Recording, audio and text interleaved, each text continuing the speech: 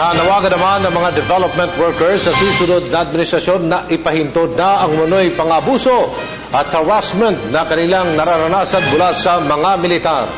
Tiniyak naman ni incoming DSWD Secretary Judy Taguiwalo at incoming Department of Agrarian Reform DAR DAR Secretary Rafael Mariano na itataguyod nila ang isang pamalag may malasakit. May report si Marita Muahe. Isang press conference ang isinagawa ngayong araw ng iba't ibang non-government organizations o NGO na nakaranas at patuloy manong nakakaranas pa ng pananakot o harassment sa kamay umano ng mga militar.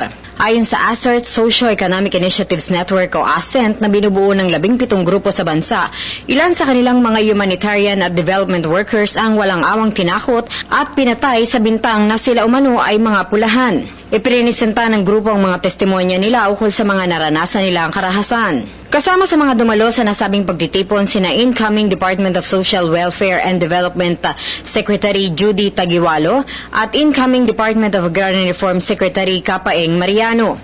Nanawagan si Taguiwalo sa pagkakaroon at pagpapatuloy ng usapang pangkapayapaan. But what is striking for us is that the presentations here this morning, the killings, the deaths, the militarization, the evacuation of the Lumads are not the crimes of the Duterte administration.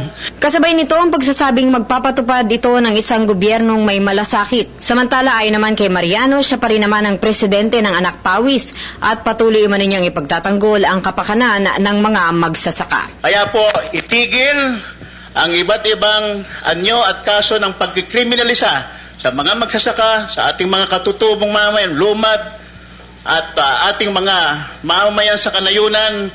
Itigil ang climate o culture ng impunity at katarungan sa lahat ng mga biktima ng paglabag sa karapatang pantao. Para sa Telebisyon ng Bayan, ako si Marita Muahe.